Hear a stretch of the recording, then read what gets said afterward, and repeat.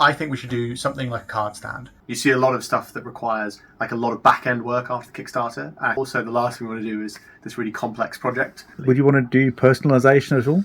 I think not on a Kickstarter. Then everyone has to go through a backer kit. And if we're trying to reduce the third-party input.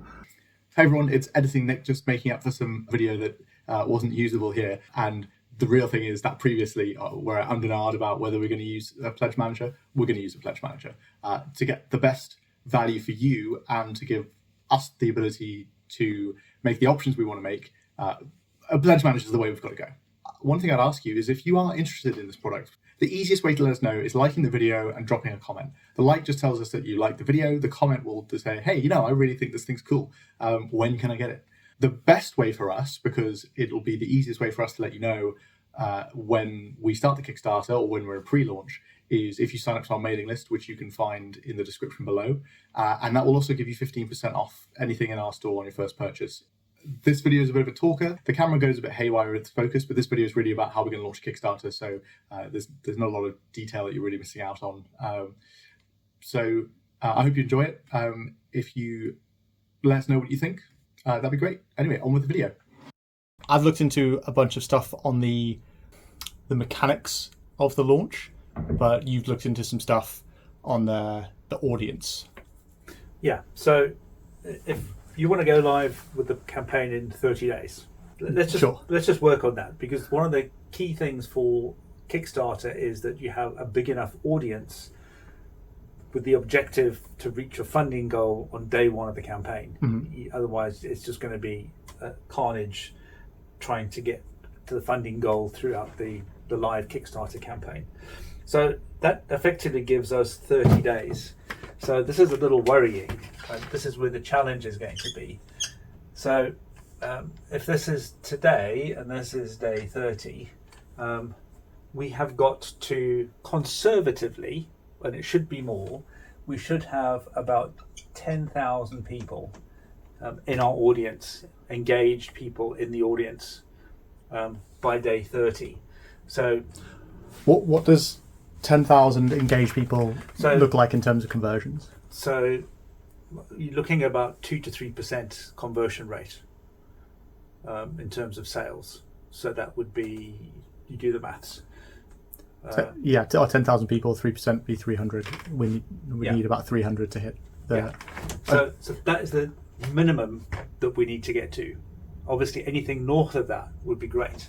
So in an ideal world, we go straight up from nothing to 10,000. Halfway along, we'll be at 5,000, and so on. And if you look at all the days in between, what that means is we need to, new people, 333.33 per day we need to be getting. So this is people who are subscribed to the YouTube channel, people that have signed up to the mail list. In fact, mail list is most important. Of VIP, if we do VIP, even more important. But these are the people who are engaged with the content that we'll be pushing out for this campaign. So it's not going to be straight up like that. It's probably going to be more like this. So here at the halfway mark, instead of 5,000, we're probably looking at 2 to 3,000, because it's going to gain momentum as it goes up. But that's the number that we need to work on. If we're not getting 333 new engaged subscribers on average a day, we're not going to get that number. And that is the minimum.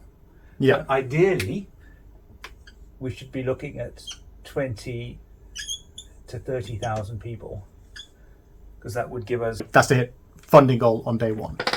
Well, the more engaged people that are signed up to VIP or the mailing list will more likely convert on day one than people just watching YouTube or following us on social media. So, so how do we get 10,000 people engaged with our content so this is launch day. This is when the Kickstarter launches, and then it runs for 30 days. So, the worry is if we're down here, when we start to launch, the chances are it's going to fail, and we might need to push the launch date out. If we're close, if we're at say 8K over here, we've still got the balance of the campaign that will hopefully get us over the line. But that's then getting into the area of hope and lots of hard work and hair falling out. So the goal is how are we going to get 333 email subscribers a day? Because if we're not doing that on average over the next 30 days, then the Kickstarter is at risk of failing. So what mechanisms do we have? We've got the emails that we currently have, which is a small list. Mm-hmm. We've got social media, which are a few thousand followers. Some of those might tip over. I think that's being really generous, saying a few thousand. Most of that it's less than 1,000. Yeah, most of that 333 a day signing up to the mail list for the Kickstarter are going to have to come from paid ads, because the only way we're going to get the reach that we need to get to that point. Mm-hmm. We need a plan to do this, because the significance of hitting our funding goal on day one is that we then become a Kickstarter favorite, and it starts to show up in people's Kickstarter feeds. Yeah. Which means what we don't want to see is, okay, so that's now what did we say, 300? 330 roughly. Yeah, so say 300 units.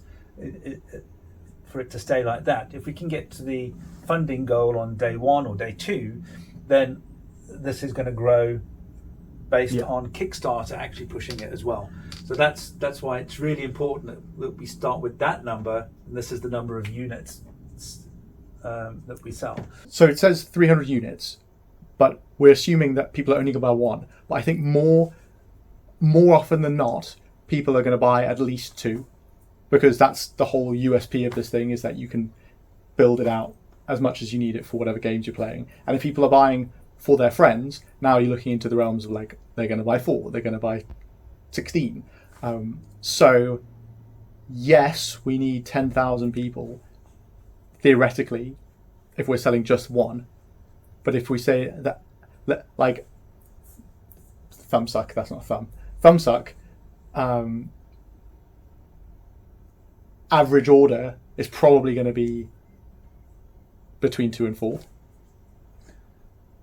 which means if it's 2, then we only need 5,000 people. If it's 4, we need 2,500 people, which suddenly becomes a lot more achievable. Yeah, but we want to sell more than 300 units.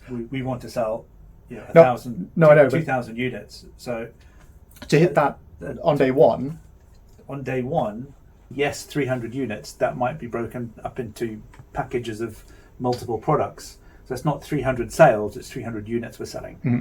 So, let's assume 2 per package, because we'll do 2, 5, 10, 20, I don't know. But if it's 2, then we need 150 sales to get 300 units. I would still say that we don't deviate from our 10,000 engaged people signed up on mail list. Also, if we get 5,000 people in our VIP group, they've already put down £1 or $1 or whatever it is to join the group. The conversion would be higher than 2 to 3%. It's more like going to be 5 to 6% because they've already made a commitment. So our focus shouldn't be what's the lowest common denominator. Our focus has got to be, we need to get to 10,000 engaged people, which is 333 people per day. And what is the plan for us to achieve that? Well, it's paid ads, isn't it? That's the only way we're going to get to that. We just simply don't have the time in your time scale to grow this organically. If that was 90 days, then we'd have a bit more time to do more organic, and because we'd be pushing a lot more content out. But we just in 30 days from today, we just don't have that time. But in 90 days, that'll be like November, and traditionally November, December are the worst months for Kickstarter.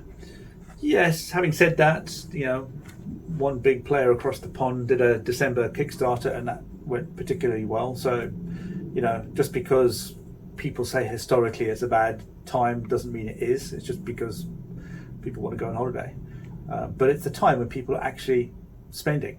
So it's actually a good time because the pocket's always purse strings are a little bit looser in Christmas when people are buying gifts. And can we afford to push it to 90 days? I don't think we should push it to 90 days.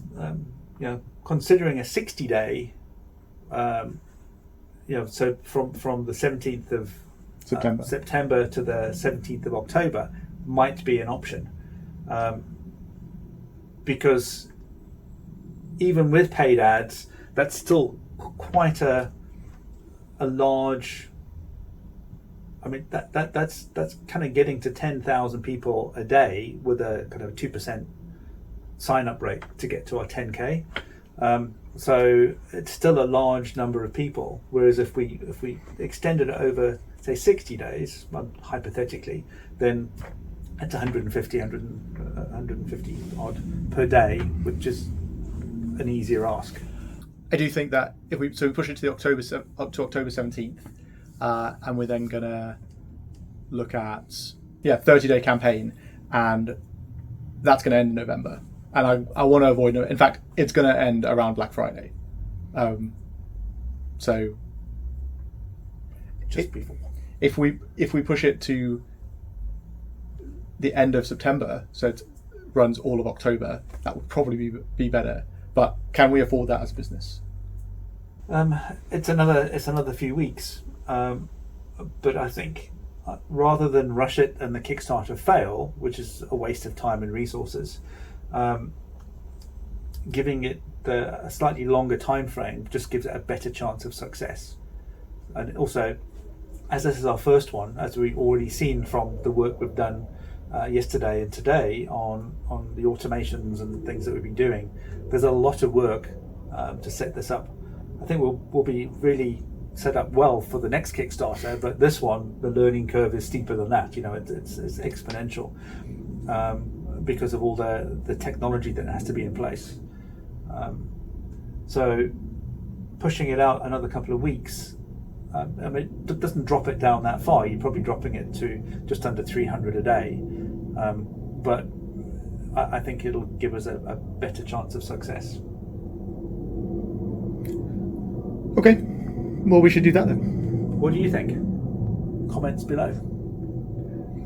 I like how you have a little grin every time you ask the audience to comment. Look, I'm doing a YouTube.